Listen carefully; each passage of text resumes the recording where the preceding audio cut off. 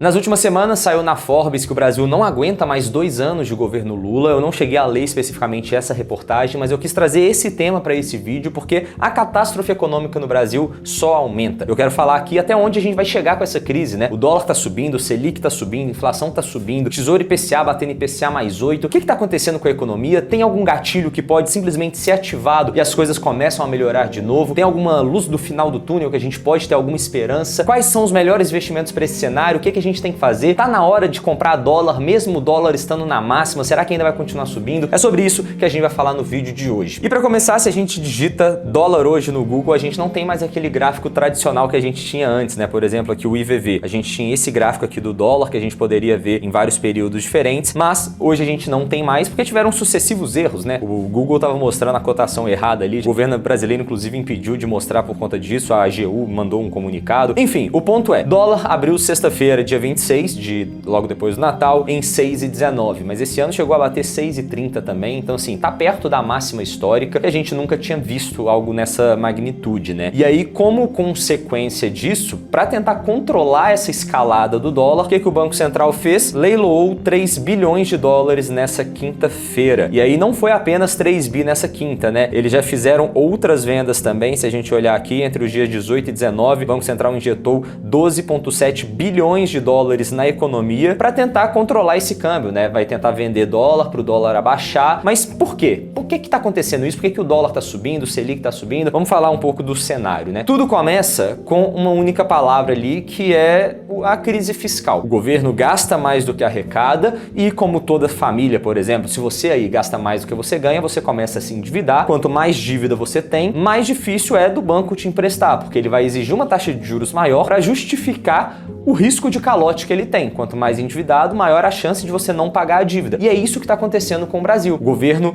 gasta mais do que ganha e ele joga toda essa conta para o endividamento público, para essa conta chegar lá na frente. E aí começa a acontecer uma crise de desconfiança, né? Porque as pessoas não querem mais emprestar o dinheiro para o Brasil porque sabem que a chance de não acontecer o pagamento começa a ficar cada vez maior. Então o que o governo faz? Vem cá, me empresta, que eu te pago mais por isso também. Então o risco é maior, mas eu estou te oferecendo uma rentabilidade maior. Então as pessoas começam a trazer dinheiro e investir no Tesouro Direto. Então por isso que as taxas do Tesouro, por exemplo, estão aumentando, porque o risco é maior e para justificar um empréstimo com um risco maior de, por exemplo, calote, o risco de default que a gente fala, que o termo técnico ali é o risco de crédito, precisa justificar esse risco maior com uma rentabilidade maior. Então as taxas começam a subir. Da mesma forma que o Banco Central vai subindo a taxa Selic para tentar controlar a inflação, porque é um mecanismo de política monetária, né? Como que funciona? Para controlar a inflação precisa subir a taxa Selic, porque o custo do crédito fica mais caro, então as pessoas na economia pegam menos empréstimo e os investimentos começam a render mais, né? Então fica melhor ser rentista aqui no Brasil. Então, menos dinheiro disponível em circulação, menos demanda pelos produtos e serviços, o preço tende a abaixar ou subir menos. Então, a taxa Selic é o principal mecanismo que o governo tem de controlar a inflação. E com as expectativas de inflação aumentando, o governo precisa aumentar a taxa Selic. Da mesma forma, pela outra ponta, a gente já falou também dessa questão do risco, né? Como está tendo uma crise de desconfiança, porque o governo não demonstra nenhum sinal de que vai gastar menos, os investidores institucionais, os estrangeiros, não querem colocar dinheiro aqui no Brasil para receber uma rentabilidade da taxa Selic, por exemplo. Então, para atrair esses investidores, a taxa precisa aumentar. E como o risco está cada vez maior, tá todo mundo tirando dinheiro do Brasil, mandando para fora para comprar dólar, então o dólar continua subindo. Só que a economia é globalizada, né? Então, tudo que a gente compra aqui, de alguma forma, está atrelado ao preço do dólar, commodities e por aí vai, eletrônicos, está tudo dolarizado na economia, né? Então, se o dólar sobe, tem uma pressão de custos, os preços aumentam, a inflação aumenta, precisa subir a Selic, o risco aumenta, porque se a Selic aumenta, o custo da dívida do governo aumenta também e por aí vai. Então, a gente começa a ter essa crise generalizada que a única forma, a única luz no fim do túnel que a gente passa a ter é o governo controlar os gastos e resolver essa questão fiscal,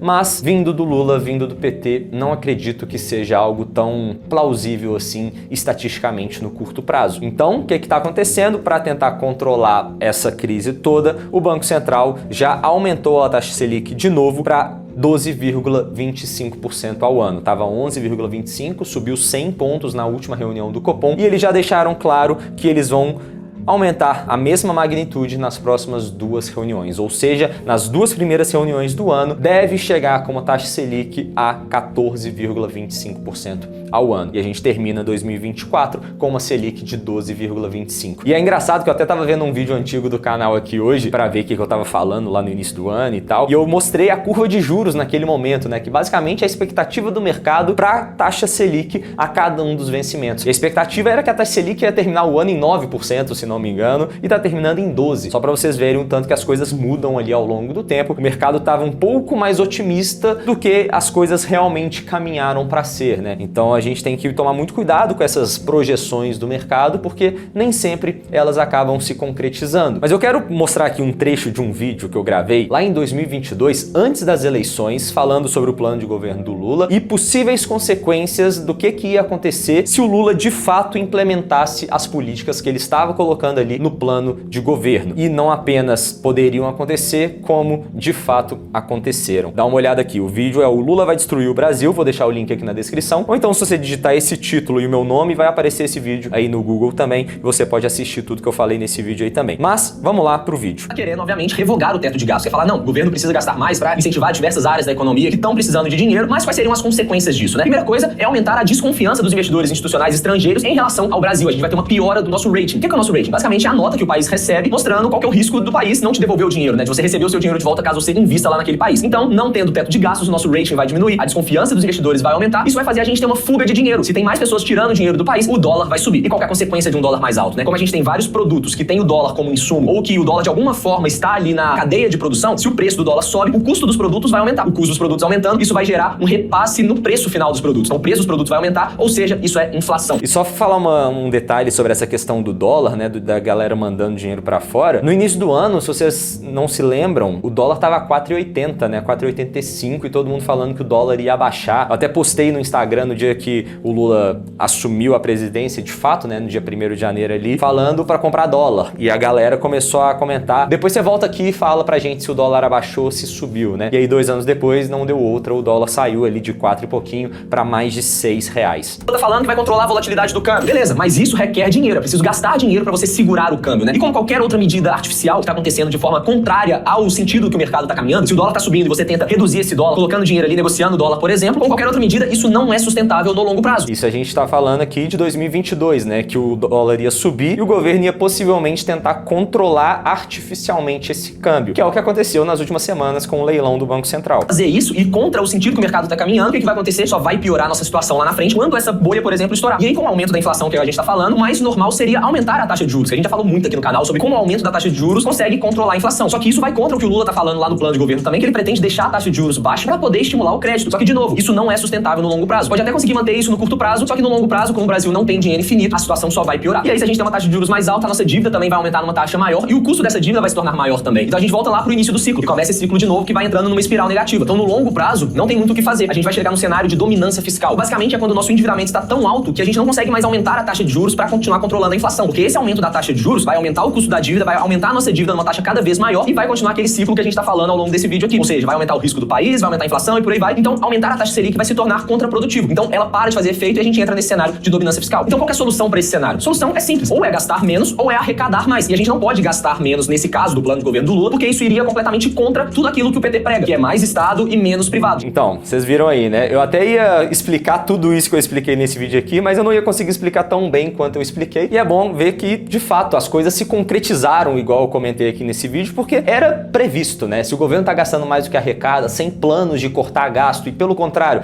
quer gastar cada vez mais, não existe um cenário que no longo prazo isso seja sustentável. Então a gente viu, tá entrando num cenário de dominância fiscal, porque vai chegar um ponto que não tem como mais aumentar a Selic, porque aumentar a Selic não vai adiantar em nada para controlar a inflação e a crise econômica. Então a gente precisa ter no governo alguma sinalização de que, poxa, vamos controlar os gastos, vamos ter um equilíbrio fiscal, gastar menos do que a gente está arrecadando, porque essa é a única solução que a gente enxerga daqui pra frente. E aí qual que foi o melhor investimento então para quem ouviu essas dicas, né? De, poxa, o Lula vai destruir o Brasil, a gente precisa se proteger dessa questão. Eu fiz vários vídeos aqui no canal falando sobre dólar, postei lá no Instagram também falando sobre dólar e, de fato, quem dolarizou o patrimônio ganhou bastante. Por quê? De nada adianta você ganhar 10% de rentabilidade no ano se o dólar vai desvalorizar 10%. Você tá no 0 a 0, né? Então você precisa também, além de proteger o seu dinheiro da inflação aqui no Brasil, você precisa proteger contra a inflação global e a desvalorização do real frente a outras moedas. Porque se a gente olha, o dólar valorizou em relação a várias moedas, vários países aqui ao redor do mundo, principalmente os países da América Latina, mas o real se desvalorizou muito mais do que a média. Isso demonstra que, de fato, o dólar se valorizou, mas existem alguns elementos domésticos que causaram uma desvalorização do real maior do que a desvalorização de outras moedas. Então, sim, a gente teve sim essa desvalorização do real e quem comprou o dólar ganhou bastante, afinal o dólar saiu de 4,80 para 6,30 nesse momento aqui, né? Só que, além de você ter que dolarizar o seu dinheiro, você pode escolher ativos em dólar para você comprar. E um deles, se a gente olha na média ali no mercado americano, a Bolsa de Valores americana este ano teve uma rentabilidade aqui de quase 25%, quase 26%, né? Em dólar. Ou seja, você teria aqui no Brasil a rentabilidade da Bolsa mais a rentabilidade do dólar, porque grande parte dessa valorização veio daquelas empresas de tecnologia, Apple, Nvidia, Microsoft, por aí vai, as empresas que estão surfando muito também essa onda da inteligência artificial. E aqui no Brasil, a gente vê o desempenho do S&P 500, que é esse índice das 500 maiores empresas do mundo, em reais, né? Então, somando a rentabilidade, tá aqui 60% de valorização e a gente tem vários clientes aqui na Stocos que desde o início do ano estavam posicionados nesses ativos aqui. Eu tenho bola de cristal para saber o que vai acontecer daqui para frente ou o que teria acontecido esse ano e de fato aconteceu? Não. A gente sempre tem que pensar numa carteira diversificada de acordo com o perfil de investidor. Obviamente a gente define ali a alocação estratégica, qual que é o percentual de cada ativo que a gente tem que ter pensando no longo prazo, mas dependendo do cenário econômico, a gente pode adotar uma alocação tática que a gente chama, né? Fazer um pequeno desvio em relação àquela alocação estratégica, por exemplo, comprando mais dólar no momento que é para comprar dólar, comprando mais IPCA no momento que é para comprar mais IPCA, comprando mais pós-fixado e por aí vai. Então assim, se a gente olha a carteira desse cliente aqui da Stocks, por exemplo, tá com a gente desde maio deste ano, a gente posicionou a carteira dele grande parte em dólar e não deu outra, né? A carteira valorizou bastante, bem mais do que o CDI, bem mais do que o Ibovespa, que inclusive o Ibovespa teve uma queda de 6% nesse período. Então assim, a gente consegue abrir esse gap e gerar valor em relação aos principais benchmarks pelo fato da gente ter uma alocação diversificada, com correlação negativa entre os ativos e expondo o nosso dinheiro a investimentos que vão performar bem no longo prazo e principalmente trazer essa proteção tanto da inflação, proteção da desvalorização do real, porque é isso que importa no longo prazo. O patrimônio do cliente aumentar, ele ganhar de fato dinheiro, né, ter um ganho real e conquistar os seus objetivos, independentemente de quais eles sejam. E aí agora respondendo aquela pergunta que eu fiz lá no início do vídeo, né, mesmo com o dólar nas máximas, tá na hora de comprar? Faz sentido a gente comprar? Tem que vender? O que vai acontecer em 2025? Dá uma luz. Bom, para 2025, para 2026, eu realmente não faço a menor ideia do que vai acontecer com o dólar, porque da mesma forma que existem variáveis no real que impactam a cotação, né? Porque a cotação, o preço de uma moeda, é a relação entre duas, né? Então, se o dólar sobe, pode ser tanto uma valorização do dólar quanto uma desvalorização do real. Ou seja, se o dólar desvaloriza, mas o real desvaloriza bem mais do que o dólar ainda assim vai subir em relação ao real. Então, essa é a grande mágica do câmbio, né? Porque existem muitas variáveis, existem infinitas variáveis, tanto aqui no Brasil, quanto lá fora, quanto no mundo inteiro, que impactam o preço do dólar. Então, no curto prazo, é impossível a gente saber o que vai acontecer com o dólar. Lá no início do ano, quando o dólar estava a 4,80, ninguém previa que o dólar ia chegar a 6,30. Nem nos cenários mais pessimistas alguém dizia que ia chegar em 6,30 ainda em 2024. Mas, no longo prazo, a gente sabe que por conta de todo esse cenário que a gente já falou nesse vídeo, por conta de um fator muito importante também, que é o diferencial de juros entre Brasil e Estados Unidos, diferencial de inflação principalmente, a inflação aqui no Brasil é maior do que a inflação histórica nos Estados Unidos. Então, o real se desvaloriza mais do que o dólar se desvaloriza por conta da inflação lá. Então, quando um se desvaloriza mais do que o outro, no longo prazo, um vai ficando cada vez mais caro em relação ao outro também. Então, eu não sei o que vai acontecer em 2025. Se esse cenário continuar do jeito que tá, pode ser que a gente veja um dólar chegando a 7. Mas, se acontece alguma coisa, algum gatilho, como por exemplo, alguma sinalização do governo para esse corte de gastos, ou então se o governo tenta baixar na marra ali, fazendo leilões e tudo mais, no curto prazo pode ser que o dólar caia e volte ali para 5,50, alguma coisa nesse sentido. Que é engraçado, né? Antigamente 5,50 o dólar era muito caro. Hoje, se voltar para 5,50, todo mundo vai comprar porque ficou barato. Então, no longo prazo, o dólar tende a continuar subindo. Eu não sei no próximo ano, mas eu acho que probabilisticamente daqui a 5, 10 anos, provavelmente a chance do dólar estar maior do que 6 é muito maior do que a chance do dólar estar abaixo do que 5. Dito isso, como que a gente está posicionando os investimentos dos clientes da Stocus aqui neste momento? Quem já tem dólar, beleza, fica lá feliz com dólar em carteira, porque já rendeu muito e todo mês a gente vai comprando de pouquinho em pouquinho. Quem não tem, não vale a pena fazer um movimento muito brusco agora, porque se acontece uma queda muito forte ali no curto prazo, você perdeu a chance de comprar ainda mais com um preço ainda menor.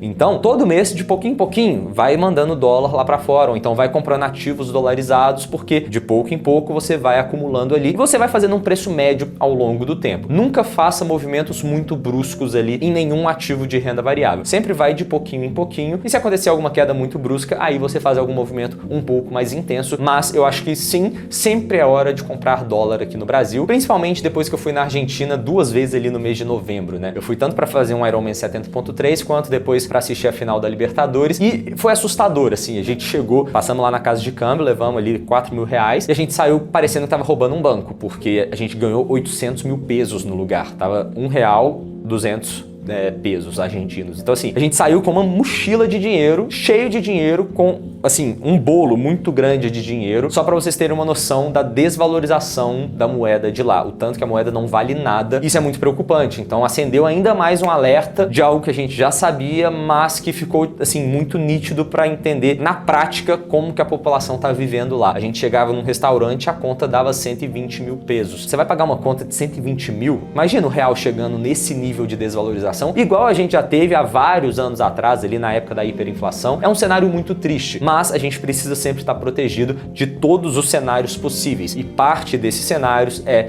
estando dolarizado, tendo dólar na carteira e tendo ativos dolarizados também. Espero que esse vídeo tenha dado uma clareada no cenário econômico. Qualquer dúvida, deixa aí nos comentários também. E se você quiser a nossa ajuda aqui na Stocus para estruturar sua carteira de investimentos, acompanhar os seus investimentos, tendo a ciência de que a gente é uma empresa sem conflito de interesses ali da assessoria, que recebe comissões na venda dos produtos, clica aqui no primeiro formulário que está na descrição, preenche seus dados certinho que eu vou pessoalmente entrar em contato com você, ou então alguém da minha equipe, a gente marca uma conversa para te apresentar a nossa filosofia de investimentos, a nossa metodologia de trabalho e entender também como que a gente pode te ajudar da melhor maneira possível. Tamo junto e até a próxima.